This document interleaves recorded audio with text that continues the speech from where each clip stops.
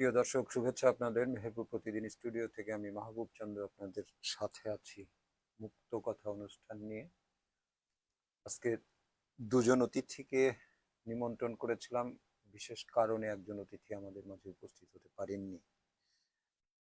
অতিথি হিসাবে এখন উপস্থিত আছেন অ্যাডভোকেট মিজানুর রহমান, সহ সাধারণ সম্পাদক, বাংলাদেশ কমিউনিস্ট পার্টি মেহেরপুর জেলা শাখা। ওনাকে নিয়ে কথা বলবো সমসাময়িক রাজনীতি নিয়ে এবং কিছু অন্যান্য বিষয় নিয়ে কথা বলার ইচ্ছা আছে। নিশ্চয়ই আমাদের সাথে থাকবেন। অ্যাডভোকেট মিজানুর রহমান, আপনাকে স্বাগত জানাচ্ছি মেহেরপুর প্রতিদিন মুক্ত কথা অনুষ্ঠানে। আপনাকেও ধন্যবাদ আমাকে ডাকার জন্য। কেমন আছেন? আছি, ভালোই আছি। কয়দিন আগে, সম্ভবত গতকালকে না আপনাদের পরশুদিন, কাউন্সিল হলো, গতকালকে হয়েছে কমিউনিস্ট পার্টির জেলা কাউন্সিল। গতকালকে হয়েছে সেই কাউন্সিলে নবনির্বাচিত সহ সাধারণ সম্পাদক জি, আপনাকে শুভেচ্ছা এবং অভিনন্দন। আপনাকে শুভেচ্ছা। বাংলাদেশের কমিউনিস্ট পার্টির মেহেরপুরের যে সাংগঠনিক অবস্থা, এই সাংগঠনিক অবস্থা যদি প্রারম্ভিকভাবে কিছু ডেটা দেন, আসলে যে প্রেসিডেন্ট সেক্রেটারি হলেন যারা, আপনি সহ সাধারণ সম্পাদক হিসাবে দায়িত্ব পালন করছেন, বেশ কিছুদিন ধরেই এই সংগঠনটা মোটামুটি একটা নিজেদের কর্মসূচির মধ্যে দিয়ে চলছে, একটা রাজনৈতিক কর্মসূচি বাস্তবায়নের চেষ্টা করছে। কি অবস্থা আপনাদের? আসলে আমাদের তো 1991 সালের যে ঘটনা আপনি জানেন, যে পার্টিটা ভেঙে খান খান করে দিয়েছিল বুর্জোয়া শক্তি। তারপরে তো পার্টি অনেক কষ্ট করে আজকের এই অবস্থানে এসেছে। তো এখন মোটামুটি সেই সময় যারা নেতা ছিলেন তারা, নতুন কিছু আমরা যারা এসেছি, আমরা সবাই মিলেমিশে পার্টিটাকে বাঁচিয়ে রেখেছি বলতে পারেন। কারণ বৈশ্বিক যে পরিস্থিতি আর তার সাথে বাংলাদেশের যে বুর্জোয়া রাজনীতি বা পুঁজিবাদ যেভাবে ভর করেছে, তাতে আসলে কমিউনিস্ট পার্টি করার মতো মানুষ এবং মন মানসিকতা সম্পন্ন মানুষ দেশে সত্যি অনেক অভাব রয়েছে। কিন্তু আপনি যখন একটা মানুষের কাছে শুনতে যাবেন, জানতে চাবেন, অনেক ভালো ভালো কথা বলবে। কিন্তু যখন তাকে বলবেন রাজনীতির কথা, তখন কিন্তু সে রাজনীতিতে আর আসবে না। সে বলবে না, আমি রাজনীতি করবো না। কিন্তু রাজনীতি সে যদি না করে, তাহলে তো তার থেকে খারাপ কেউ তাকে শোষণ করবে রাজনীতির মাঠে। এই জন্য প্রতিটা নাগরিকের, বিশেষ করে সুনাগরিক যারা, তাদের উচিত রাজনীতিতে অংশগ্রহণ করা এবং সেই রাজনৈতিক দলের সাথে যুক্ত হওয়া যারা সত্যি মানুষের জন্য কাজ করে। তো কমিউনিস্ট পার্টি সেরকম একটি সংগঠন যাদের কাজ দেশের কৃষক, শ্রমিক, খেটে খাওয়া মেহনতি মানুষদের নিয়ে, এবং আমরা সেই কাজটাই করি। আমরা শ্রমিকের মজুরি নিয়ে কথা বলি, আমরা রিক্সা শ্রমিকদের নিয়ে কথা বলি, আমরা কৃষকের ন্যায্য মূল্য নিয়ে কথা বলি। তো আমরা যখন জনগণের কাছে যাই, তারা আমাদেরকে উৎসাহ দেয়, উদ্দীপনা দেয়। এখন আমাদের যারা কর্মী বা যারা আমাদের সদস্য, অধিকাংশই শ্রমিক, কৃষক, ক্ষেত মজুর, খেটে খাওয়া মানুষ। এরা আসলে ওইভাবে করে যে দিনের পর দিন, বছরের পর বছর শুধু রাজনীতির মাঠেই পড়ে থাকবে, রাজপথে পড়ে থাকবে, এটা তাদের দ্বারা সম্ভব হয় না। কারণ তাদের নিজস্ব জমি জায়গা আছে, চাষাবাদ করা লাগে, কেউ শ্রমিক, তাকে শ্রম দেওয়া লাগে। এইভাবে করে আমাদের রাজনীতিটা চলছে, আমরা সেভাবে আমাদের সংগঠনটা চালাচ্ছি। আর এভাবে চলতে চলতে আমরা আশায় বুক বাঁধি যে দেশের শিক্ষিত জনগণ একদিন বুঝতে পারবে যে আসলে দেশের একমাত্র বামপন্থীরাই পারে দেশকে সত্যিকারের একটি গণতান্ত্রিক, সমাজতান্ত্রিক, সুষম রাষ্ট্র হিসাবে গড়ে তুলতে। কিন্তু আপনি যেভাবে বলছেন যে আসলে এই রাজনীতির কথা যাদেরকে বলছেন, তারা আপনাদের রাজনীতির প্রতি তারা আকৃষ্ট হচ্ছে না। আমি যদি বাংলাদেশের প্রেক্ষাপট বিবেচনা করি, রাজনৈতিক প্রেক্ষাপট, সেক্ষেত্রে আমরা একদম প্রত্যন্ত অঞ্চলের যে গ্রামগুলা, যে গ্রামে একটা দোকানের সামনে যে মাচা আছে, সেই মাচায় বসে বিনোদন বলতে তো রাজনীতি। বাংলাদেশের অ্যাকচুয়ালি সত্যিকার অর্থে বিনোদন বলতে রাজনীতি। এটা শুধুমাত্র আমাদের যে গণমাধ্যম, বিশেষ করে ইলেকট্রনিক্স গণমাধ্যমগুলা, যেগুলা টেলিভিশনে, আপনি তেমন কোনো বিনোদনের কোনো অনুষ্ঠান পাবেন না। প্রত্যেকটা টেলিভিশন চ্যানেলে আপনার ইয়ে হয়, টক শো হয়, টক শো মানুষের তাহলে কি পরিমাণ বিনোদন দিতে পারে যে প্রত্যেকটা টেলিভিশন তারা টক শো ইনস্টল করছে একাধিক, জি, এবং তার ধারাবাহিকতায় আমরা দেখেছি যে ইয়েতে ওই প্রত্যন্ত অঞ্চলের গ্রামগুলার যে মাচায় বসে যাদের আড্ডা, সেই আড্ডাটাও বিষয়বস্তু হলো রাজনীতি। এরপরেও কেন এই বামপন্থীদের রাজনীতি বিকশিত হচ্ছে না? স্বাধীনতা উত্তর বাংলাদেশের 54 বছরে সত্যিকার অর্থেই কি আসলে বামপন্থীদের কোনো সেই ধরনের বিকাশ লাভ করলো? আমি বিষয়টা একটু সময় নিয়ে বলি। আপনি সমসাময়িক ঘটনা হচ্ছে সিলেটের যে সাদা পাথর চুরি হয়ে যাওয়ার ঘটনা। হুম। আসলে কি সাদা পাথর চুরি হয়েছে? চুরি হয়নি তো, এটা প্রকাশ্যে হয়েছে এবং প্রশাসনের নাকের ডগায় বসে হয়েছে। প্রশাসনও কমিশন পেয়েছে, এটা আপনার রিপোর্টে এসছে, সাংবাদিকদের রিপোর্টে এসছে এবং সরকারি রিপোর্টেও এসছে। দেখেন, এই যে পাথর চুরির ঘটনায় সমস্ত রাজনৈতিক দল যুক্ত, একমাত্র বামপন্থীরা ছাড়া। বামপন্থী রাজনৈতিক দলগুলো এখানে যুক্ত না, কিন্তু অন্যান্য সমস্ত রাজনৈতিক দলের নাম সেখানে এসছে। তাহলে এই বিষয়টা সাধারণ মানুষ তো শুনেছে, দেখেছে, বুঝেছে। তারপরেও যদি সাধারণ মানুষ বামপন্থার প্রতি আকৃষ্ট না হয়, তাহলে তো ধরে বেঁধে তো আর মানুষের কাছে কাছে বামপন্থা যাবে না। না, সে আপনাকে সেই কারণটা তো আপনাকে বের করতে হবে। আপনি যেভাবে আরেকটা, বলছেন যে পাথর উত্তোলনের সাথে পাথর চুরির সাথে বামপন্থীরা যুক্ত না, আবার আপনি এটা বলছেন যে সত্যিকার অর্থে দেশের আর্থসামাজিক কাঠামোর যদি পরিবর্তন করতে হয়, এটা বামপন্থী রাজনীতি বা একটা সমাজতান্ত্রিক সমাজ কাঠামো ছাড়া সম্ভব না। সম্ভব না। তাহলে এদেশে গরিব শ্রেণী এবং ধনিক শ্রেণী, এটা অর্থনৈতিক যে বিস্তর ফারাক, জি, তাই নয় কি? এই বিস্তর ফারাকের মধ্যে যাদের ইয়ে আপনি যাদের প্রতিনিধিত্ব করছেন, যে সিংহভাগ জনগণের প্রতিনিধিত্ব করছেন, আহ, সেই জনগণ এই বামপন্থীদের পক্ষে থাকছে না। এখানে কি আসলে আপনাদের বালা বক্তব্য কি আসলে খুব তাত্ত্বিক হয়ে যাচ্ছে, যেখানে প্রান্তিক মানুষগুলো আসলে আপনাদের বক্তব্য বুঝতে পারছে না? আসলে বিষয়টা তা না, আমাদের পক্ষে থাকছে না বিষয়টা এটা না। বিষয়টা হচ্ছে আমাদের পক্ষে তারা আছে, হুম। কিন্তু ভোট দেওয়ার সময় যে সমসাময়িক চাপ, স্থানীয় রাজনৈতিক নেতাদের চাপ এবং আর্থিক যে প্রলোভন এবং বুর্জোয়া যে সিস্টেম, আপনি দেখেন এই জুলাই 2024-এর যে অভ্যুত্থান, এখানে সব থেকে বড় ভূমিকা ছিল, আপনি যদি তাত্ত্বিকভাবে গবেষণা করেন দেখবেন বামপন্থীদের। কারণ 2021-22-এর পরে কি জামাত কি বিএনপি কেউ রাজপথে ছিল না সরব। তখন থেকে আমরা ঢাকা বিশ্ববিদ্যালয়ের বলেন, রাজপথে বলেন, বামপন্থীরাই সরব ছিল আন্দোলন সংগ্রামে, এবং আমরা বিভিন্ন সাংস্কৃতিক কর্মকাণ্ড করে সাধারণ জনগণকে বুঝিয়েছি। দ্রব্যমূল্য বেশি, আমরা জাহাজ নাটক করেছি। চুরি হয়েছে, ধর ধর চোর ধর নাটক করেছে। সাধারণ মানুষকে ব্যাপকভাবে জাগ্রত করা হয়েছে, একটা উৎস্ফুলন ঘটানোর চেষ্টা করা হয়েছে।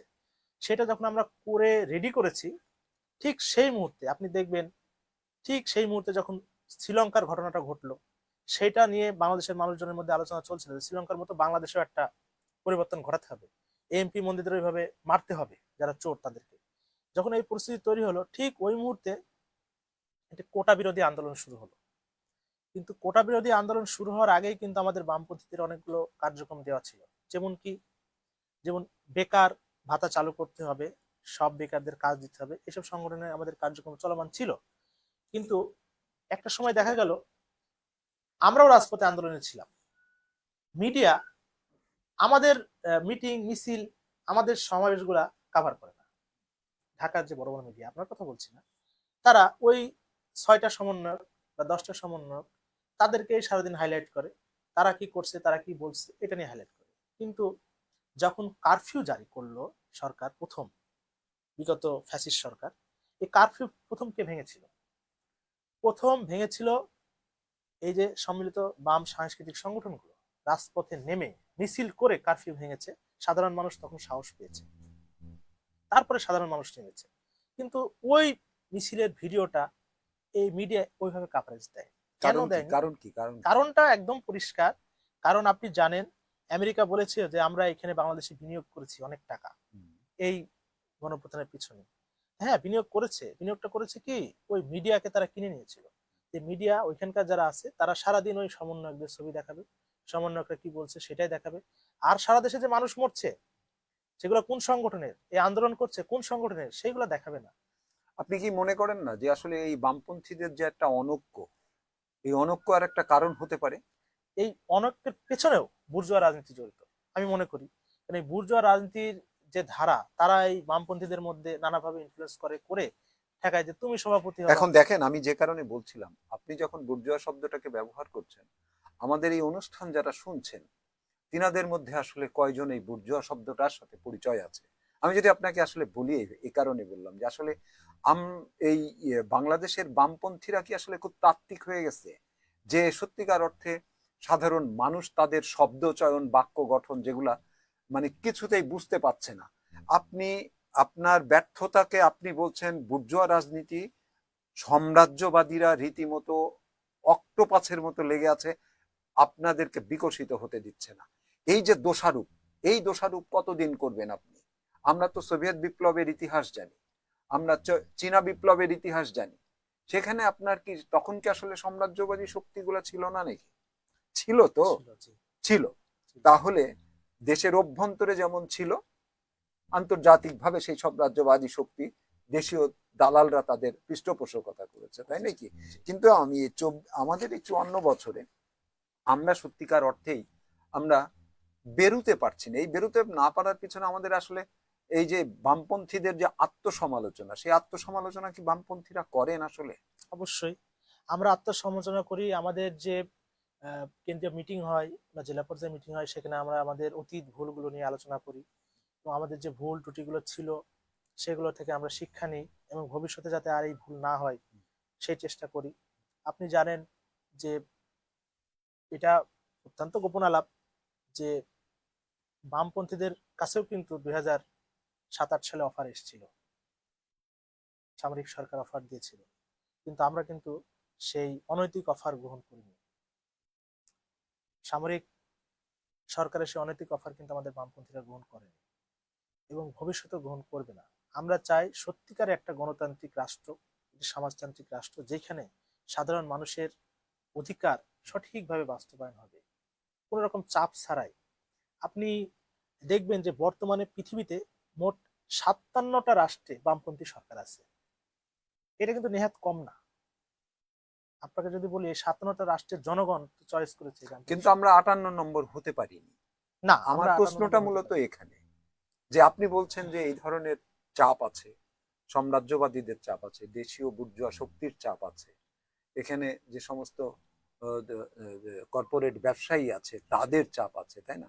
আপনি তো জানেন যে আসলে এইগুলা সকল কিছুকে ওভারকাম করে একটা বিপ্লবের দিকে নিয়ে যেতে হবে একটা এই ব্যবস্থাটাকে, তাই নাকি? তাহলে সেখানে কিন্তু আমরা কার্যকর কোনো পদক্ষেপ, আপনাকে যদি আমি উদাহরণ দিয়ে বলি, দেখেন এখানে যে সমস্ত ইয়ে আছে, জামাতের মতো একটা সংগঠন, জামাতের মতো একটা সংগঠন, তারা যেভাবে স্কুল লেভেল থেকে তাদের যে রিক্রুটমেন্ট, বামপন্থীদের কি আসলে এই ধরনের কোনো একটা মানে অবস্থা তারা তৈরি করতে পারলো? অনেক আগে আমরা 90-এর পূর্ব পর্যন্ত আমরা দেখেছি বামপন্থীদের কিন্তু একটা অবস্থান ছিল, সেখানে 5 দলীয় জোট ছিল। কিন্তু 90 অভ্যুত্থান পরবর্তী সময়ে এই 24-25 পর্যন্ত আমরা বামপন্থীদের চূড়ান্ত অনৈক্য দেখছি, এবং সেখানে দলগুলা ভেঙে টুকরো টুকরো, আগে যাচ্ছিল তার চেয়ে আরো টুকরো কুচি হয়ে গেল, তাই নাকি? জি। সেই ক্ষেত্রে আমি বলছি যে এইটা আপনি সবসময় কি অন্যকে দায়ী করবেন?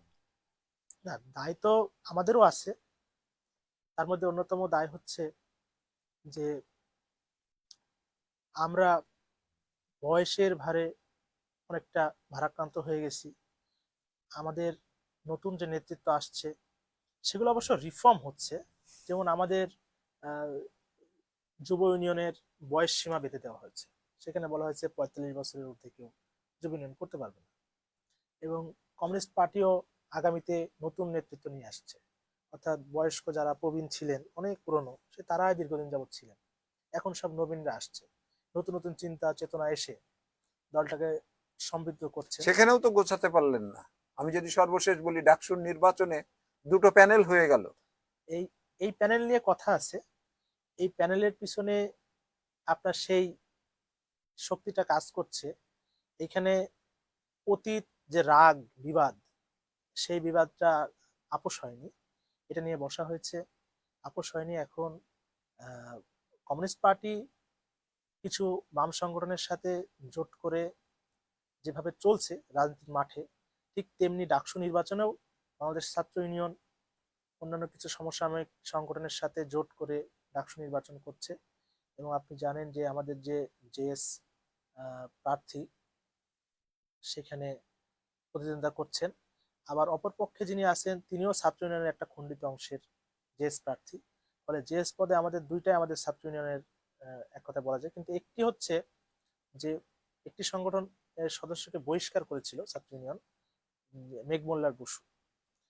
পরবর্তীতে সে সম্মেলন করেছে আলাদাভাবে, কিন্তু সে এখন বলতে চাচ্ছে যে আমরা ছাত্র ইউনিয়নের ব্যানারে বা বাম জোটের ব্যানারের বাইরে যে আমরা প্রতিরোধ পর্ষদ হিসাবে আমরা নির্বাচন করব, সেখানে আরো অন্যান্য সংগঠন থাকবে, বাম জোটের বাইরে অন্যান্য সংগঠন থাকবে। যে কারণে আসলে এই আপোষটা হয়নি। ফলে এই দুইটা প্যানেল হয়ে গেছে। গতবারও একই সিস্টেম ছিল, গতবারও কোনো আপোষ হয়েছিল না। তো আপনাদের সবচেয়ে বড় ক্রিয়াশীল রাজনৈতিক দল হিসাবে বিশ্ববিদ্যালয়ে মেঘমল্লারই তো সবচেয়ে সাউন্ড নেতৃত্ব ছিল, তাকে এক জায়গায় করা গেল না কেন? এটা অনেকটা ব্যক্তিগত দ্বন্দ্ব বলতে পারেন। আমাদের যে ব্যক্তিগত দ্বন্দ্বের কারণেও হয়তো এটা হচ্ছে না। এবং এই ক্রিয়াটা ওই পিছন থেকে হয়তো আপনি দেখবেন কোনোভাবে হয়তো সেই বুর্জোয়া শক্তি হয়তো পিছন থেকে কাউকে দিয়ে খেলাচ্ছে, এরকম একটা কিছু আছে, যে কারণে সম্ভব হয়নি। আমরা এর আগেও দেখেছি যে বামপন্থীরা ওই কারোর স্ত্রী আরেকজনকে নিয়ে চলে গেছে, পার্টি ডিভাইডেড হয়ে গেছে, এই ধরনের ইয়েও দেখেছি। সেক্ষেত্রে বামপন্থীদের সত্যিকার অর্থে যে মানে যে ক্যারেক্টারটা ধারণ করা উচিত ছিল, একটা বিপ্লবী চরিত্র যেভাবে থাকা উচিত ছিল, রাজনীতিতে তাদের যে আসলে কৌশল দেখানো উচিত ছিল। আপনি সততা দিয়ে তো শুধু হবে না, বামপন্থীরা খুব সৎ মানুষ, এটা ইয়েরাও জানে, সাধারণ মানুষও জানে। ওই সততা দিয়ে তো হবে না, আপনার সক্ষমতা থাকতে হবে। জি, সক্ষমতা আপনি থাকবে। শুধু সততা দিয়ে আপনি তো রাজনীতির তরি বৈতরণী পার হতে পারবেন না, তাই নয় কি? জি। তাহলে সেখানে আপনি মেহেরপুরের প্রেক্ষাপটই দেখেন, আপনি মেহেরপুরে কতটা এখানে সাংগঠনিক শক্তি আপনি দাঁড় করাতে পারলেন। আমরা পূর্বে আপনাদের যে সমস্ত কমিটিগুলো দেখেছি, সেই কমিটিগুলোতে তো আপনি আর অনেক বিতর্কিত মানুষগুলাকে দিয়ে আপনারা কমিটি করেছিলেন না, বিগত সময়ে, এখন সেই যাদের আসলে সমাজে সেই ধরনের কোনো গুরুত্ব নাই না আমি বলি, বা সবচেয়ে নেগেটিভ অ্যাসাইন আছে তাদের, আপনারা তাদেরকে দিয়েও এই পার্টিটা তৈরি করার চেষ্টা করেছিলেন। আমি বলি, আমি যতদিন ধরে যুক্ত আছি বা সম্পাদক হয়েছি বা এখন আছি, আমি মনে করি আমার পার্টিতে বর্তমানে একটা বিতর্কিত লোক নেই। এটা আমি যে থেকে বলতে পারি, আমি আপনাকে দায়িত্ব নিয়ে বলছি যে আমার সংগঠনে এখন একটাও বিতর্কিত লোক নাই। আপনার কাছে আমি এটা দায়িত্ব নিয়ে বলছি। যাই হোক, পার্টির আসলে আমাদের এই বামপন্থীদের আত্মশুদ্ধির আসলে আত্মজিজ্ঞাসা, এইটা আত্ম উপলব্ধি, এগুলা কিন্তু আসলে থাকা উচিত। নচেত এত উর্বর ক্ষেত্র বাংলাদেশ, শ্রমজীবী মানুষের দেশ, কৃষি প্রধান দেশ, এই দেশে সত্যিকার অর্থে একটা সমাজতান্ত্রিক সাম্যের সমাজ প্রতিষ্ঠা করার লোক পাওয়া যায় না। এটা খুবই দুঃখজনক এবং ভাবা উচিত আমাদের এই উপমহাদেশের সেই, এই জন্য তাত্ত্বিক কথার ইয়েটা আমি আলোকপাত করছিলাম এই কারণেই, আমাদের এই উপমহাদেশের যাকে মাও সেতুং বলা হয়, শিবদাস ঘোষ, এসইউসি সংগঠনের প্রবক্তা, ইয়ের আমি ভারতের কথা বলছি, এই উপমহাদেশে তখন আমাদের ওনার একটা বক্তব্য ছিল এমন যে কমিউনিস্ট পার্টি সম্পর্কে এইভাবে সংজ্ঞা দিচ্ছেন যে একটা মহাপ্রাণ প্রবাহকে নিঃশব্দে অনুসন্ধানের সতর্ক যাত্রার নাম পার্টি। প্রত্যেক কমরেডের থাকবে একটা সার্চ লাইট, যা শব্দের মাঝে প্রাণ খুঁজে ফেরার চেয়ে কাজ হবে কঠিন। আমি এটা এ কারণেই আপনাকে বলছি, শুরুতেই বলছিলাম যে এই বামপন্থীরা খুব তাত্ত্বিক আলোচনা করতে স্বাচ্ছন্দ্য বোধ করে, ঠিক আছে? সামনে যিনারা আছেন, যিনারা থাকেন, যে সমস্ত জনগণ তাদের বোধগম্য হওয়ার মতো কোনো বক্তব্য দেওয়াতেও দূরে থাক, নিজেদের পাণ্ডিত্য জাহির করতে থাকে, এইটা আমার কাছে খুব মনে হয়েছে। যার কারণে আপনি দেখেন এই জসিম মোল্লার মতো একটা মন্ডলের মতো একজন নেতা, সে এত বেশি জনপ্রিয় কেন জানেন? আমজনতার কাছে তার আটপৌরে ভাষায় বক্তৃতা করার জন্য। শিবদাস ঘোষের যে সংজ্ঞা আমি বললাম, এই ভাষা কি সত্যিকার অর্থে এদেশের জনগণ বুঝবে সবাই? আপনি যাদেরকে নিয়ে রাজনীতিটা করবেন। সমস্যা ওইখানে। আমাদের যেটা হয় কি, আমরা এমন একটা কথা বলি যে কথাটা আসলে সমাজের উচ্চবিত্ত শ্রেণীর মানুষই বুঝতে পারে। নিম্নবিত্ত শ্রেণীর মানুষ আসলে বোঝার বা বোঝানোর ক্ষমতা আমাদের হয় না। আর উচ্চবিত্তর মানুষ তো আমাদের পক্ষে থাকবে না, তারা তো আমাদের বিপক্ষে। কারণ তারা তো ওই সমাজের গরিব মানুষকে, দুঃখী মানুষকে শোষণ করে তারা বেঁচে আছে। ফলে সাধারণ মানুষের যে ভাষা। আমাদের যে উচ্চবিত্তরা কেউ এই সংগঠনে আসেনি তা তো না। মনি সিং তো অনেক জমিদারের ছেলে, জি, তাই না? এসেছে, এসেছে, মোফাক্কর হোসেন চৌধুরী জমিদারের ছেলে, এসেছে, তাই নয় কি? এসেছে। এরকম অনেক উদাহরণ দেওয়া যাবে। তারা তো স্বেচ্ছায় এসেছে এবং তাদের সমস্ত সম্পদ বিলীন করে দিয়ে গেছে এই পার্টির পিছনে এসে। হুম। তারা তো আদর্শ আমাদের, যে আসলেই একটা, তাদেরকে দেখে আমরা শিখি যে তারা কিভাবে সমস্ত কিছু সম্পত্তি থেকে শুরু করে সবকিছু বিলীন করে দিয়ে গেছে, পার্টির পিছনে ব্যয় করেছে। কিন্তু এই পার্টিটা আসলে যাদের জন্য, সেই শ্রমিক, কৃষক, মেহনতি মানুষরা যে বুঝতেছে না, কারণ আমরা তাদের কাছে হয়তো যাচ্ছি না, বা এই মেসেজটা, আমাদের মেসেজটা তাদের কাছে পৌঁছাচ্ছে না, বা তারাও বুঝতে পারছে না যে এই পার্টিটা ক্ষমতায় গেলে সব থেকে বেশি লাভবান হবেন তারা। কারণ কি? কারণ তারা আজকে যত টাকায় আয় করুক না কেন, দিন শেষে তারা শূন্য পকেটে ঘুমায় রাতে। কারণ কি? কারণ দ্রব্য মূল্য এত বেশি হয়ে গেছে যে তার 1 টাকা পকেটে থাকে না। কিন্তু এই কমিউনিস্ট শাসিত যে সকল রাষ্ট্রগুলো আছে বা যে সকল অঞ্চলগুলো আছে, আপনি পার্শ্ববর্তী কেরালা রাজ্যে যাবেন ভারতের, সেখানে দেখবেন যেগুলো চিকিৎসা সেবা ফ্রি, এখানে অন্তত মানুষের 3 বেলা খাবার এর ব্যবস্থা আছে এবং কাজকর্মের ব্যবস্থা আছে। এখানকার শিক্ষা ব্যবস্থা উন্নত। আমাদের দেশে যে শিক্ষা ব্যবস্থা আছে, আপনি বলেন এই শিক্ষা ব্যবস্থা পৃথিবীর কোন দেশে আছে?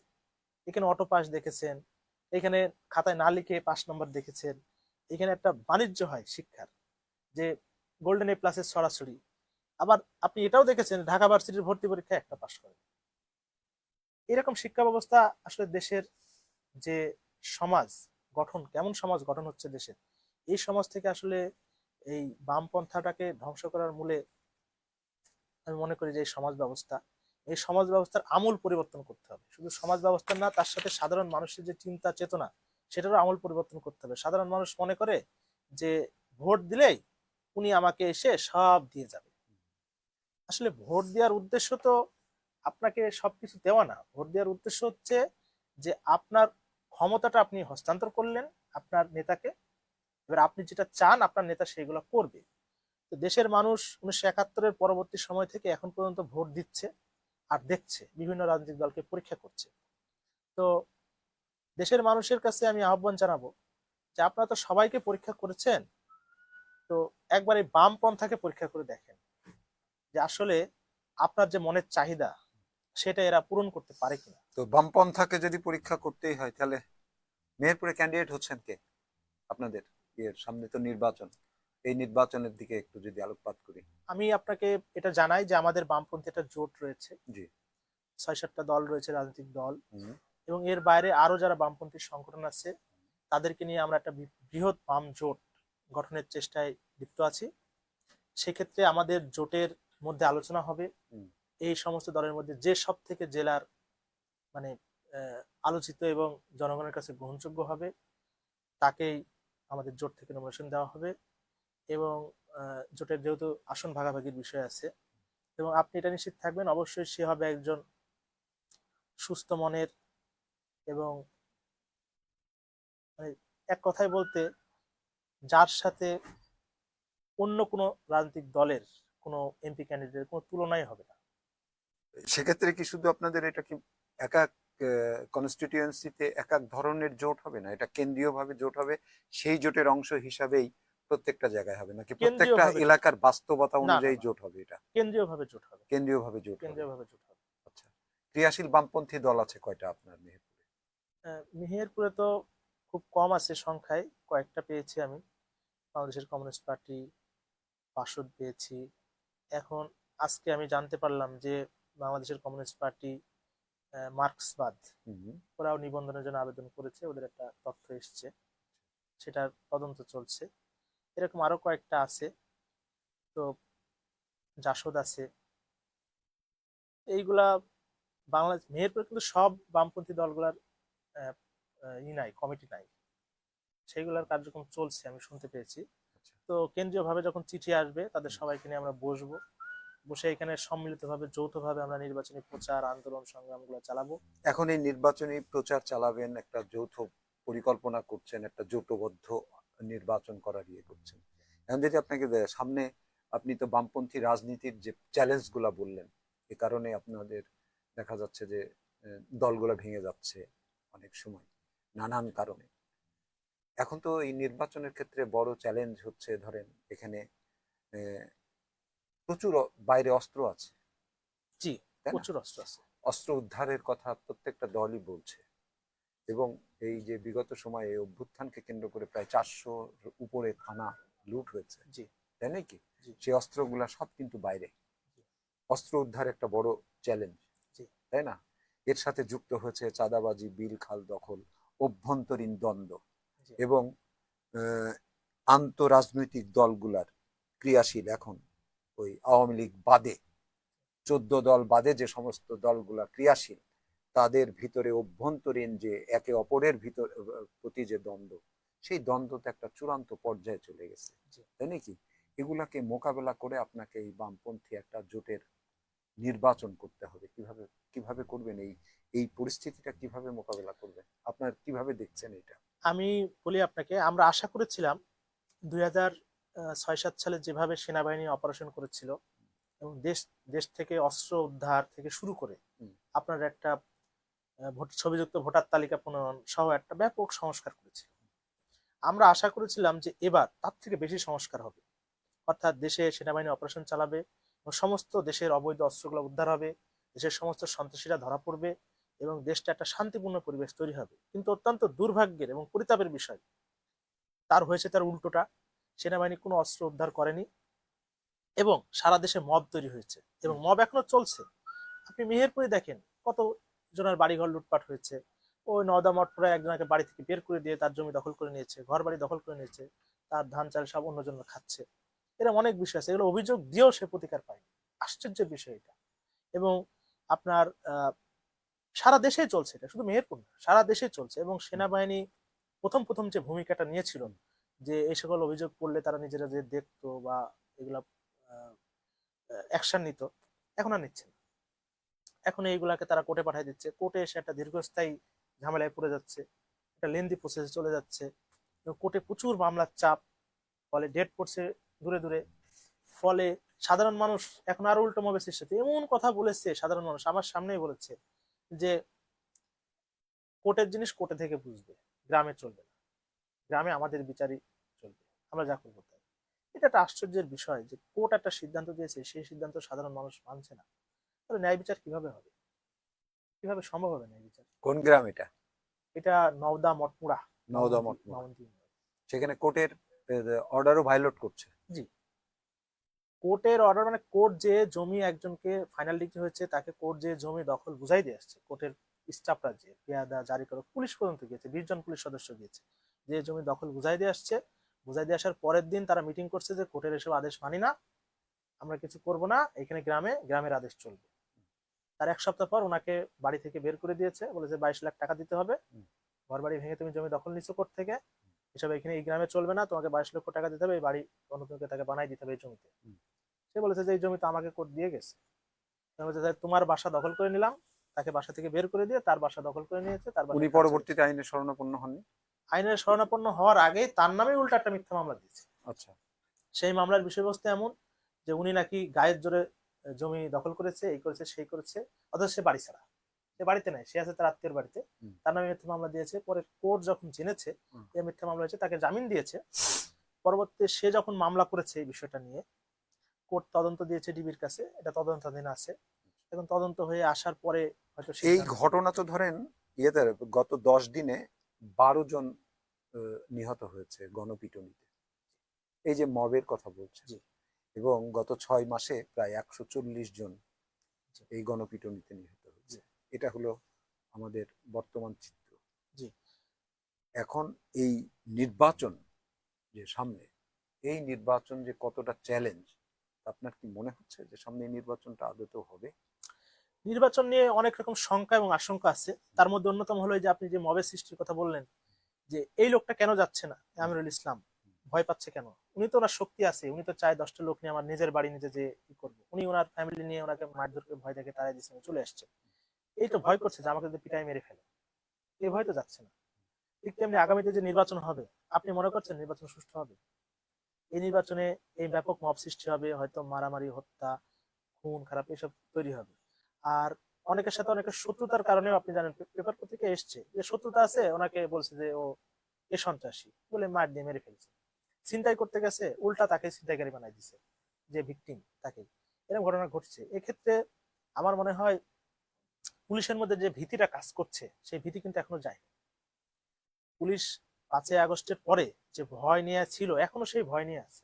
পুলিশ কিন্তু বাইরে মুভ করতে পারছে না, এবং যারা সন্ত্রাসী তারা কিন্তু পুলিশকে ওপেন থ্রেট করছে যে পুলিশ টুলিশ এখানে চলবে না, যান আপনারা চলে যান। পুলিশ কিন্তু ভয়ে কোনো কাজ অ্যাকশন নিচ্ছে না। সেনাবাহিনী পুলিশের সহায়তা করার জন্য আছে, ম্যাজিস্ট্রেট পাওয়ার আছে, কিন্তু সেনাবাহিনী কিন্তু কাজ করছে, কাজ করছে না আমি এটা বলবো না, কাজ করছে, কিন্তু আরো বেশি কাজ করার দরকার ছিল, আরো বেশি। আচ্ছা, আপনার কি এটা খুব মনে হচ্ছে যে আসলে এই বাস্তবতা যেটা, সেক্ষেত্রে কি আসলে অতি ডানপন্থী যে প্রতিক্রিয়াশীল গোষ্ঠীর যে উত্থান, এটা একটা বড় কারণ হতে পারে যে সুস্থ স্বাভাবিক একটা অবস্থা যে তৈরি হচ্ছে না, পুলিশ ফাংশন করছে না, অপরাপর যে সমস্ত ইউনিফর্ম বাহিনী তারাও এটাকে ট্যাকেল করতে পারছে না, তাই না? না আসলে করতে পারছে না, নাকি আসলে অনীহা? আমি যদি আরেকটু পরিষ্কার করি বিষয়টা, ধরেন আজকে যে আমাদের ইয়েতে পাকিস্তানের যে এসছেন, উপপ্রধানমন্ত্রী এসছেন, তাই না? ওনার বক্তব্য নিশ্চয়ই শুনেছেন। আমি স্থান ভেঙে বেলুচিস্তান স্বাধীন হওয়ার পথে, এটা সবাই বিশ্ব জানে। আর জীবনযাত্রার মান বলেন, টাকার মান বলেন, কোনো দিক থেকে পাকিস্তান বাংলাদেশের ধারে কাছেও নাই। দেখেন 71-এ কি বাঙালিরা আগে পাকিস্তানের উপর হামলা করেছিল, নাকি পাকিস্তানের আগে বাঙালিদের উপর হামলা করেছিল? এটা সবাই জানে যে 25শে মার্চ রাত বা 26শে মার্চ পূর্ব রাত্রে আপনার পাকিস্তানি যে মিলিটারি, তারা সাধারণ মানুষ সহ, রাজারবাগ পুলিশ লাইন সহ, ইপিআর সেক্টর সহ সব জায়গায় হামলে পড়েছিল, এবং মুহু মুহু গুলি দিয়ে সাধারণ মানুষকে নিরীহভাবে একদম সারা দেশে রক্তাক্ত তাণ্ডব চালিয়েছে। এইটাকে যারা এখন ইতিহাস বিকৃতি করতে চাচ্ছে, এদের আসলে নিজস্ব মানসিক ভারসাম্য আছে বলে আমি মনে করি না। তাদের তারা কি বললো না বললো এগুলো আসলে শুনে সময় নষ্ট করার প্রয়োজনীয়তা আমি মনে করি নাই। এটা ব্যাপারে তো সুনির্দিষ্ট। বাংলাদেশের আওয়ামী লীগের এই যে শেখ হাসিনা, এবং তারাই বাংলাদেশের ইতিহাসটাকে কুক্ষিগত করার যে একটা চেষ্টা, এই কুক্ষিগত করার চেষ্টার মাধ্যমে প্রকৃত ইতিহাসটাকেই তারা একটু নষ্ট করার সুযোগ করে দিয়েছে। তারা এমন ভাব করেছে এই যে শেখ হাসিনা যে মুক্তিযুদ্ধ করেছে তার বাবা, তার বাবা ঘোষণা দিয়েছে, তার মা দোয়া করেছে, ফু দিয়েছে, বাতাসে পাকিস্তানিরা সব উড়ে চলে গেছে। বিষয়টা এরকম অনেক, কিন্তু বাস্তবতা হচ্ছে ভিন্ন। 1971 সালের মুক্তিযুদ্ধ ছিল একটি গণযুদ্ধ, যে যুদ্ধে সমস্ত সাধারণ মানুষ অংশগ্রহণ করেছে। এটা কোনো রাজনৈতিক দলের, বিশেষ রাজনৈতিক দলের যুদ্ধ ছিল না। ইনি ডিলারশিপ নিতে গেছেন আওয়ামী লীগ, এটা যেমন সত্য। দেশের জন্মকে, তাহলে সেই জন্মকে যারা বিরোধিতা করলো তাদেরকে পতাকা দিয়ে তারা যে ইয়ে করলো, রাষ্ট্র ক্ষমতায় নিয়ে গেল, তো এগুলা কি আসলে ইয়ে না? আপনি তো 15 বছরের ইতিহাস টানলে তো হবে না, শুনেন, আপনাকে তো 54 বছরে এদেরকে কারা পৃষ্ঠপোষকতা করলো, যারা আমি কারা এটা ইয়ে করলো, তারা এখনো পর্যন্ত এই রাজনীতিটা করতে সাহস পেল। একদিকে কেউ এই মুক্তিযুদ্ধের ডিলারশিপ নিতে গেছে, আর একজন মুক্তিযুদ্ধকে বিকৃত করতে গেছে। আপনি জানেন যে বাংলাদেশের যতগুলো রাজনৈতিক দল আছে, সব থেকে যদি মুক্তিযোদ্ধার সংখ্যার দিক থেকে যান, সব থেকে বেশি সংখ্যা পাওয়া যাবে বিএনপির মধ্যে। আবার এটা কি ডিফেন্ড করার মানে কোনো ইয়ে হতে পারে, না, অনুঘটক হতে পারে? আমি বলি বিএনপির মধ্যে পাওয়া যাবে, কারণ তারা বিএনপিতে যোগ দিয়েছে বিএনপি যখন জন্ম হয় তখন। কেন দিয়েছে? কারণ আওয়ামী লীগের মধ্যে আবার অনেক রাজাকার পাবেন, অনেক রাজাকার পাবেন। যখন রাজাকারের তালিকা প্রকাশ হলো, প্রায় 8,000 সামথিং আওয়ামী লীগের মধ্যে তালিকায় পাওয়া গেল, যেটা নিয়ে অনেক আলোচনা সমালোচনা হওয়ার পরে কিন্তু সেই তালিকাটা স্টপ করে দেওয়া হয়েছে। না, সে রাজাকারের মধ্যে ওই ইয়েও ছিল, ওই আন্তর্জাতিক অপরাধ ট্রাইব্যুনালের প্রসিকিউটরও ছিল, না, যেটা এটা তো খুবই দুঃখজনক, হ্যাঁ তাই দুঃখজনক, নাকি? কিন্তু আওয়ামী লীগ তো করেছিল তালিকাটা। হ্যাঁ, আওয়ামী লীগের শাসন তাহলে আমলে। আওয়ামী লীগের শাসন আমলে আওয়ামী লীগ যে তালিকা করছে সেখানেই ভুল পাওয়া যাচ্ছে, তাহলে সেই তালিকাটা গুরুত্ব দিয়ে করেনি, সেটা ভিন্ন জিনিস, সেটা ভিন্ন জিনিস। গুরুত্ব দিয়ে আপনার করেনি। এতদিন তৈরি করা হয়নি, এটার অর্থ এটাই না যে এটা মুছে যাবে। আপনি ধরেন 21শে আগস্টের গ্রেনেড হামলা, জি। 21শে আগস্টে গ্রেনেড হামলা কি হয়নি? অবশ্যই হয়েছে, 24 জন কি মারা যায়নি? অবশ্যই মারা গিয়েছে। সকলে খালাস হয়ে গেল। তাহলে এটা হতো যে একটা আদালতের একটা ইয়েতে আমি আদালত অবমাননা হয়ে যাবে, আমি সেটা নিয়ে আদালতকে সমালোচনা করব না। আমি একজন সাধারণ মানুষ হিসাবে আমি যেটা জানতে চাই যে একটা আদালত রায় দিচ্ছে সেই মামলাটার, ফাঁসি দিচ্ছে, যাবজ্জীবন দিচ্ছে, ঠিক আর একটা সময় এসে আদালত আবার সেই মামলা সকলকে খালাস করে দিচ্ছে। আমি সাধারণ নাগরিক হিসাবে, এদেশের সাধারণ মানুষরা আসলে এটাকে কিভাবে জাস্টিফাই করবে, কোনটা সঠিক কোনটা? এখন আদালতে বিচার হয় একটা পদ্ধতিতে, জি।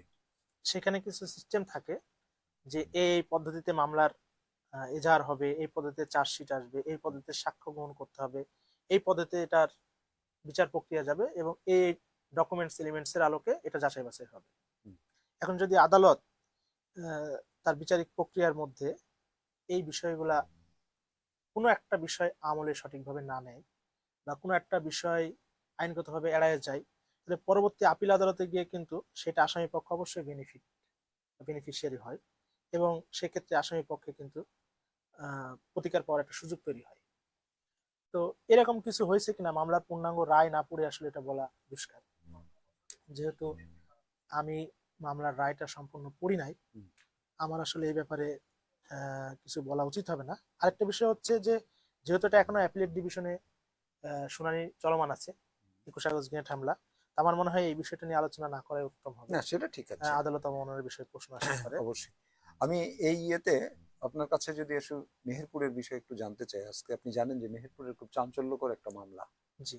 আটলান্টিক হোটেলের জি। যে মামলাটা, পর্নোগ্রাফির মামলাটার আজকে রায় হয়েছে। জি। এই রায়ে আমরা দেখলাম যে 15 জন আসামির মধ্যে 9 জন খালাস পেয়েছে, জি। 6 জনের সাজা হয়েছে এবং 2 জন আগেই মারা গিয়েছেন 17 জন আসামির মধ্যে। এই রায় আপনি কিভাবে দেখছেন একজন লয়ার হিসাবে?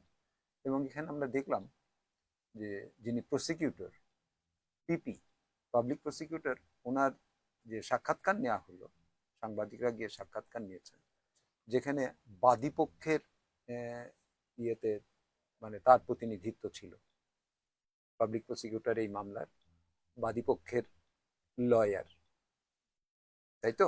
জি। এখন উনি বলছেন যে মামলায় তিনি সন্তুষ্ট, এই মামলার ইয়েতে রায়ে তিনি সন্তুষ্ট। এই যে তিনি সন্তুষ্টি প্রকাশ করলেন, সেক্ষেত্রে উনি এই রায়টায় 9 জন খালাস হয়ে গেল, এরপরেও যেহেতু উনি সন্তুষ্ট প্রকাশ করলেন, উনি জানেন এটাকে কিভাবে বললেন। যারা বাদী, যে বাদী, তিনি বিষয়টাকে কিভাবে দেখছেন, আপনার ব্যাখ্যাটা কি আসলে? আসলে আজকে যে মামলার রায়টা হয়েছে এটা একটা পর্নোগ্রাফি বিষয়ে, পর্নোগ্রাফি আইনের অধীন মামলা, সেই মামলায় রায় হয়েছে।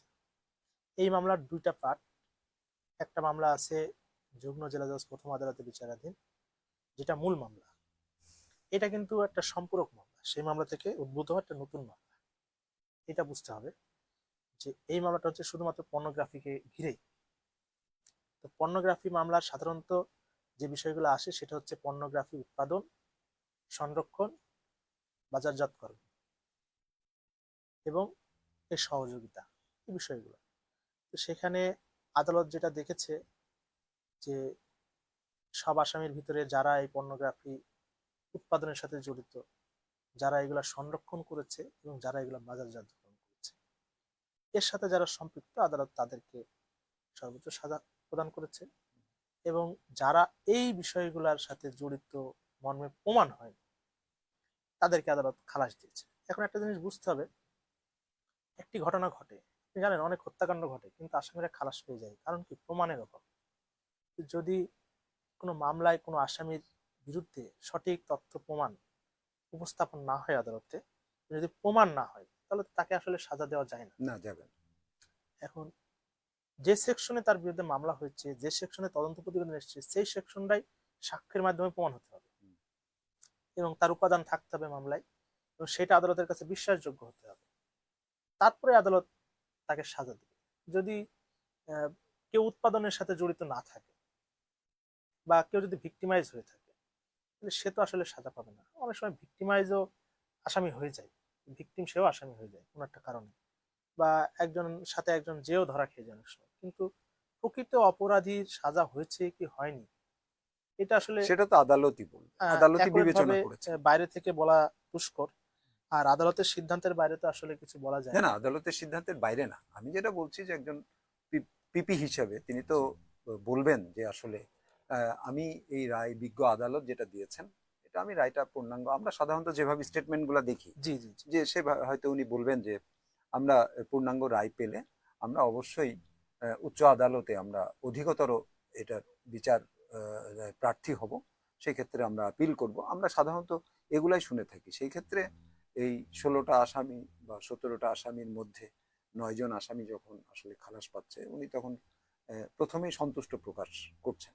আমি এই কারণে খুব ব্যতিক্রম লেগেছে যে ব্যাপারটা কেমন। আসলে যাই হোক, এটা আদালত ওনার সিদ্ধান্ত, বিবেচনায় উনি ওনার বলেছেন। বিবেচনায় উনি বলেছেন। হুম, সেটাই। এটার ব্যাপারে তো এখন আমরা যদি আরেকটা বিষয় নিয়ে একটুখানি কথা বলি, সেটা হলো আপনার ইয়েতে যে আমাদের মেহেরপুরের যে বড় রাজনৈতিক দল, এই বড় রাজনৈতিক দল সে তো নির্বাচনে প্রতিদ্বন্দ্বিতা করবে, তাদের আহ, প্রকাশ্য যে দ্বিধা বিভক্তি, হ্যাঁ, আপনার চোখেও পড়েছে। এখানে থেকে কি আসলে আপনাদের এই জোটবদ্ধ নির্বাচন, সেখানে কোনো বেনিফিট পেতে পারেন কিনা, যে আসলে একটা সেই ধরনের ক্যান্ডিডেট যদি এই বাম মোর্চা থেকে আপনারা দিতে পারেন, তাহলে আহ, এই সমস্ত দলের যে অন্তর্কলহ আর আপনাদের যে ভাবনা, এই ভাবনার মধ্যে থেকে কোনো কিছু অ্যাচিভ করা যাবে কিনা? আমার মনে হয় যে সাধারণ জনগণকে যদি আমরা বোঝাতে না পারি, তাদের ক্যান্ডিডেট দেওয়া মুখ্য না, তাদের ক্যান্ডিডেট যে কেউ হতে পারে, একাধিক হতে পারে, স্বতন্ত্র প্রার্থী হতে পারে, সেটা কোনো বিষয় না। বিষয় হচ্ছে সাধারণ জনগণকে বোঝাতে হবে। যেভাবে এই 24-এর গণঅভ্যুত্থানটা হয়েছে, সাধারণ মানুষ রাজপথে নেমে এসছে, সাধারণ মানুষ যদি বুঝতে পারে যে বাম সংগঠনকে ভোট দিলে আমার যে ভাতের অধিকার নিশ্চিত হবে, আমার কর্মসংস্থানের অধিকার নিশ্চিত হবে, আমার এখানে দুর্নীতি কমবে, আমার এখানে যে মব তৈরি হচ্ছে মব বন্ধ হবে, সুশাসন নিশ্চিত হবে, এইগুলো যদি সাধারণ জনগণ বুঝতে পারে, তাহলে সাধারণ জনগণ অবশ্যই বাম জোটকে ভোট দেবে। আবার সাধারণ জনগণকে যদি তারা কোনোভাবে কুক্ষিগত করে ফেলে, রাজনৈতিক শক্তি দিয়ে হোক, সন্ত্রাসী শক্তি দিয়ে হোক, সামাজিক প্রভাব দিয়ে হোক, তাহলে তো আবার সাধারণ জনগণ সেই দিকে চলে যাবে। কিন্তু এই সব কিছুর বিপরীতে সাধারণ জনগণকে উঠে আসতে হবে রাজনীতিতে, সরাসরি রাজনীতির মাঠে। যতদিন না সাধারণ জনগণ উঠে আসবে, সাধারণ জনগণ যতদিন সিদ্ধান্ত না নেবে যে তারা কিং তৈরি করবে, ততদিন বাংলাদেশের মেহেরপুরের কোনো জায়গায় রাজনীতি সুস্থতা আসবে না।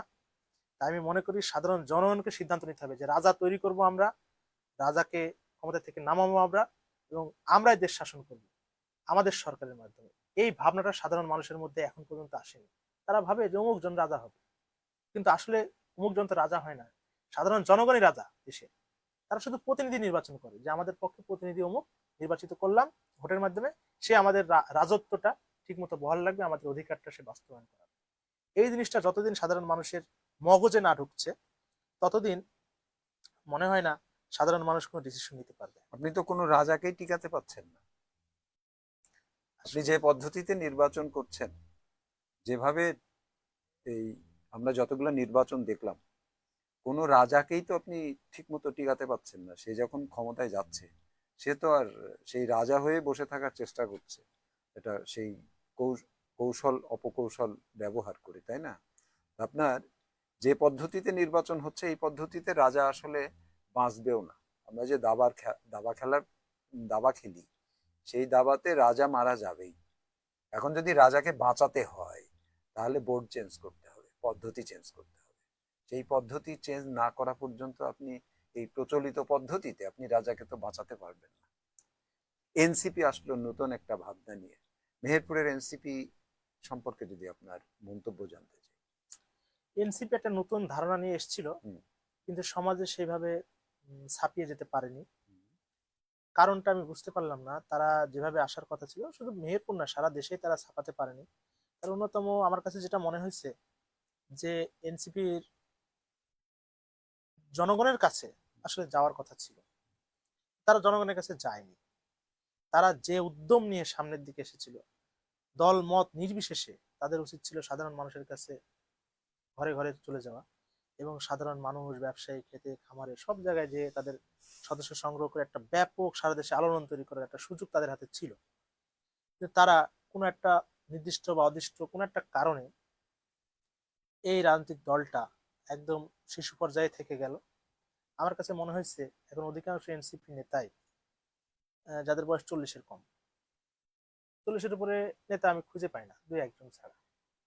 তো সিনিয়র পার্সনরা, সিনিয়র সমাজে আছে না, সমাজে অনেক সাদা মনের মানুষ আছে, ভালো মানুষ আছে, ডাক্তার আছে, ইঞ্জিনিয়ার আছে, আইনজীবী আছে, পেশাজীবী আছে, তাদেরকে এনসিপি কেন কালেক্ট করতে পারলো না?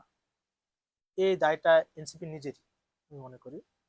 কারণ এদের মধ্যেও সেই ক্ষমতা কুক্ষিগত করার একটা চিন্তা চেতনা চলে এসছে যে হয়তো আমার থেকে সিনিয়র কেউ চলে আসলে জেলা সভাপতি বা সেক্রেটারি সে হয়ে যাবে, বা পরবর্তী নমিনেশনটা সে পেয়ে যাবে, এরকম একটা মনোভাবনা, বা ক্ষমতা তার হাতে চলে যেতে পারে, এরকম একটা মনোভাবনা এদের মধ্যে চলে এসছে।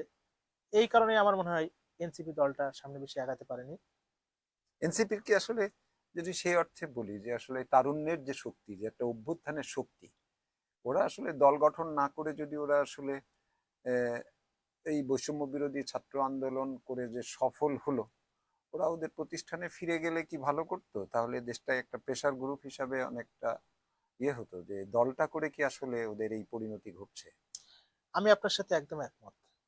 এনসিপি না করে ওরা যদি সেই বৈষম্য বিরোধী ছাত্র আন্দোলনে থাকতো এবং প্রেশার গ্রুপ হিসাবে আমাদের দেশের যে যে সংস্কারগুলো, Right. যেগুলো তারা দাবি করে বা আমরাও দাবি করি, যে দুইবারের বেশি প্রধানমন্ত্রী থাকতে পারবে না, রাষ্ট্রপতির ক্ষমতার ভারসাম্য, তারপরে আপনার নির্বাচন ব্যবস্থায় পরিবর্তন, হ্যাঁ, সংবিধানের কিছু মৌলিক পরিবর্তন, বা নির্বাচনের কিছু সিস্টেমের মৌলিক পরিবর্তন, যেগুলো আমরা চেয়েছিলাম হুম। বা তারাও দাবি করেছিল, সেই দাবিগুলো এখন হয়েছে কি তারা একটা রাজনৈতিক দল হিসেবে দাবি করছে। হুম। কিন্তু তারা এই অভ্যুত্থানটা যখন নিজেদের মধ্যে অনেকটা সামনের সারি হিসেবে নিয়েছিল, তারা এই জিনিসটা সামনে থেকে করে দিতে পারতো, মানুষ তো গ্রহণও করেছিল, তাদের গ্রহণও করেছিল, মারাত্মক ভাবে প্রাথমিকভাবে গ্রহণও করেছিল। তো তারা সেইটা যদি বজায় রেখে চলতো, তাহলে আজকে তারা দেশের যে সংস্কার, ইউনিয়ন পরিষদ চেয়ারম্যান হতে গেলে স্নাতক পাস হতে হবে, উপজেলা চেয়ারম্যান বা মেয়র হতে গেলে এই শিক্ষাগত যোগ্যতা লাগবে, এমপি হতে গেলে এই শিক্ষাগত যোগ্যতা লাগবে, বা আহ, পরপর দুইবারের বেশি প্রধানমন্ত্রী হতে পারবে না, মন্ত্রী হতে পারবে না, এই জাতীয় যে সংস্কারগুলো তারা চাইলেই করতে পারতো। এর সাথে প্রশাসনের একটা সংস্কারের বিষয় ছিল, যেটা তারা করতে পারতো, চাইতে পারতো। এই সংস্কারগুলো আসলে বাংলাদেশের রাজনীতির জন্য খুবই জরুরি বলে আমি মনে করি। তো তাদের এই সংস্কারগুলো আস্তে আস্তে আস্তে আস্তে এমন একটা পর্যায়ে চলে গেল যে সংস্কার কিছুই হলো না, একটা বছর চলে গেল, কোনো সংস্কার হয়নি। কিন্তু একটা বছর চলে গেছে, একটি বছরের মধ্যে আপনার ইউনিয়ন পরিষদ নির্বাচন হয়নি, পৌরসভা নির্বাচন হয়নি, উপজেলা পরিষদ নির্বাচন হয়নি, এমপি ইলেকশন হয়নি, এমনকি এই সঙ্গে কোনো সংস্কারও দৃশ্যমান হয়নি জনগণের কাছে। কিন্তু এখন তো তারা বলছে যে আসলে সংবিধান পরিবর্তন না হলে তারা নির্বাচনেও আসবে না। এটা আমি মনে করি একটা কৌশল, কারণ তারা বুঝে ফেলেছে যে নির্বাচন হলে তারা ক্ষমতায় আসছে না। যেহেতু তারা ক্ষমতায় আসছে না নির্বাচন হলে, তারা তো চাইবে না যে নির্বাচনটা হোক। তারা এখন চাচ্ছে যতদিন ক্ষমতায় থাকা যায় এইভাবে করে আমরা প্রেশার গ্রুপ হিসেবে যতদিন ক্ষমতায়, কারণ এখন জানেন মেহেরপুর জেলায় যে সকল কমিটিগুলো আছে ম্যাক্সিমামই এনসিপি নেতারা আছে, তার সাথে বিএনপি আছে, জামাত আছে, বিভিন্নভাবে যুক্ত আছে। এরা চাচ্ছে যে নির্বাচন হলে কি ফল হয় তার ঠিক নাই, আমরা তো আছি, এভাবে থাকি আর কিছুদিন যাক। কিন্তু এসবের পিছনে আমার মনে হয় এসবের পিছনে প্রশাসন জড়িত। কারণ এখন তো সম্পূর্ণ ক্ষমতা প্রশাসনের হাতে। আমরা যেই ক্ষমতাটার আমরা বামরা বলি, এভাবে থাকলে তাদের বিশেষ ভালো লাগা আছে মনে হয়, যেটা আমরা। অবশ্যই অবশ্যই ভালো লাগা আছে। কারণ আপনি জানবেন অনেক নেতা রাতারাতি কোটিপতি হয়ে গেছে, অনেকে ছিল যাদের কিছুই ছিল না, সিরা স্যান্ডেল পরে ঘুরে বেড়াতো, শার্ট ছিল না, প্যান্ট ছিল না, তারা এখন শত শত কোটি টাকার মালিক। কিভাবে হয়েছে? এগুলো তো অবশ্যই প্রশ্ন রাখে। আপনি দেখেন যে শ্রীলঙ্কায় প্রথম যিনি এই শ্রীলঙ্কার বিপ্লবের পর দায়িত্ব নিয়েছিলেন, উনি কয়েকদিন আগে গ্রেফতার হয়েছে। কেন হয়েছে? কারণ সেখানে বামপন্থী সরকার প্রতিষ্ঠা হয়েছে এবং সুশাসন প্রতিষ্ঠা হয়েছে, যে কারণে তার ছোট ছোট দুর্নীতিগুলো তুলে ধরা হয়েছে এবং তাকে গ্রেফতার করেছে, তাকে বিচারের আওতায় আনা হচ্ছে। এটাই বামপন্থা। এটাই আসলে, যদি আমাদের যেটা 90-এর অভ্যুত্থান পরবর্তী সময়ে যে ট্রেন্ড আমরা মিস করলাম, এটা হলো না, 24-এর অভ্যুত্থান পরবর্তী সময় এটা হওয়া উচিত ছিল। করছিল। কিন্তু এরা আবার মানে সে অনেকটা পার্টি ফর্ম করে এখন পার্টির চরিত্র ধারণ করলে এদেশের পার্টির চরিত্র তো সাধারণ মানুষ যেভাবে নেয়, সহজে কেউ দল বদল করতে চায় না। নৌকায় ভোট দিতে অভ্যস্ত, ধানের শীষে ভোট দিতে অভ্যস্ত, নতুন অন্য দলকেই ভোট দিয়ে মনে করে যে আসলে আমার ভোটটা নষ্ট করে তো লাভ নাই, মিজান ভাই তো জিততে পারবে না, এই জন্য মিজান ভাইকে ভোট দিয়ে লাভ কি? এই ভোট দিয়ে যে জিততে চাওয়া মানে এটাই হচ্ছে ভোট নষ্ট হওয়া অথবা ভোটটা কাজে লাগা। এই যখন আমরা নাগরিক হিসাবে এইভাবে ব্যাখ্যা করি, এটা আমি কিন্তু একদম অনেক শিক্ষিত মানুষের মধ্যেও শুনেছি, কথা এইভাবেই শুনেছি যে তাকে ভোট দিয়ে কি হবে, সে তো জিততে পারবে না। অথচ আপনার মত প্রকাশটা করবেন, আপনি আপনার নেতৃত্ব নির্বাচন করবেন, পছন্দের মানুষটা জিতবে অথবা জিতবে না, দ্যাটস অ্যানাদার থিং। আপনি এটা এইভাবে তো ব্যাখ্যা করতেও পারেন না, তাই না? কিন্তু আমাদের প্রেক্ষাপট তেমন। আমরা একদমই শেষ প্রান্তে চলে এসেছি। তো সর্বশেষ যদি এই নির্বাচনের আহ, সামগ্রিক অবস্থা আপনার এই মেহেরপুরে যতটুকু আপনি ঘুরছেন, মেহেরপুরের প্রেক্ষাপটটা যদি 2 মিনিটের মেহেরপুরের মধ্যে বলেন। প্রেক্ষাপটটা হচ্ছে, আমার কাছে মনে হচ্ছে মেহেরপুর নির্বাচন নিয়ে একটা ব্যাপক সংঘর্ষ হবে। হুম, বিএনপি যেহেতু দুইটা গ্রুপ প্রতিক্রিয়াশীল শক্তি কাজ করছে, শুধু মেহেরপুর না, গাংনীতেও কাজ করছে। এবং আমার মনে হয় না যে এখানে আহ, কোনো একক শক্তি এককভাবে দাঁড়ায় নির্বাচন করবে, অবশ্যই তার বিরুদ্ধে কেউ দাঁড়াবে। হুম, এবং মেহেরপুরের রাজনীতিতে অবশ্যই একটা আহ, সংঘর্ষ, শুধু মেহেরপুর না, সারা বাংলাদেশে আমার মনে হবে। এর মধ্যে কিন্তু একটা খবর এড়িয়ে গেছে আমাদের, সেটা হচ্ছে যে 328 জন না কতজন উপজেলা নির্বাচন অফিসার, যেটা বিএনপির আমলে নিয়োগ হয়েছিল, ওনাদেরকে কিন্তু হাইকোর্ট আবার শপথে বহাল করার নির্দেশ দিয়েছে। হুম। ওনারা আসলে উপজেলা পর্যায়ে যদি যোগদান করেন, তো তখন নির্বাচন ব্যবস্থাটা কেমন এসে দাঁড়াবে, আসলে কোন পদে তারা যোগদান করবে। এবং নির্বাচনের যে 18 সালের নির্বাচনের একটা প্রশ্ন ছিল যে এই নির্বাচনের বিরুদ্ধে মামলা হবে, যে ভোটারবিহীন নির্বাচন বা রাতের নির্বাচন, এটা নিয়ে মামলা হবে। মামলা হলে যদি 64 জেলার তৎকালীন নির্বাচন অফিসার, উপজেলা নির্বাচন অফিসার, রিটার্নিং অফিসার, তাদের বিরুদ্ধে মামলা হয়, তাদেরকে যদি এই মামলায় ঝুলাই দেওয়া হয়, মামলা তো সত্যি, সেক্ষেত্রে নির্বাচনটা আসলে আদৌ ফেব্রুয়ারিতে যে করা সম্ভব হবে কিনা, এই জাতীয় আশঙ্কা কিন্তু এখনো আছে।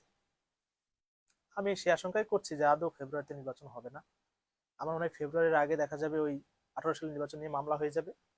সেই মামলার ফলে সমস্ত তৎকালীন সময়ে যে উপজেলা জেলা নির্বাচন অফিসাররা ঝুলে যাবে মামলায়, রিটার্নিং অফিসাররা, এবং তার সাথে যারা এমপি হয়েছিল অনেকেই ঝুলে যাবে।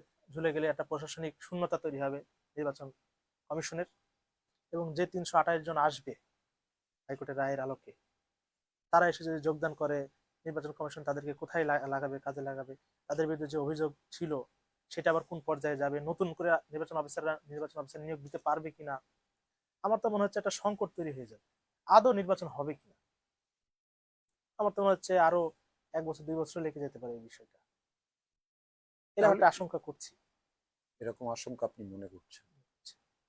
এর সাথে তো যুক্ত হচ্ছে যে কেউ বলছে যে পিয়ার পদ্ধতি ছাড়া নির্বাচনে যাব না, কেউ বলছে যে গণপরিষদ এবং সংবিধান পরিবর্তন ছাড়া নির্বাচনে যাব না। তখন তো তাহলে আসলে পার্টিসিপেটরি একটা নির্বাচন তো হচ্ছে না, তাই না? দেখা যাক সামনে কি হয়। অসংখ্য ধন্যবাদ, ভালো থাকবেন। আমরা আজকের অনুষ্ঠান এখানে শেষ করছি। সুপ্রিয় দর্শক, শুনছিলেন অ্যাডভোকেট মিজানুর রহমানের সাথে কথা বলছিলাম সমসাময়িক রাজনীতি এবং মেহেরপুরের নানান প্রেক্ষাপট নিয়ে।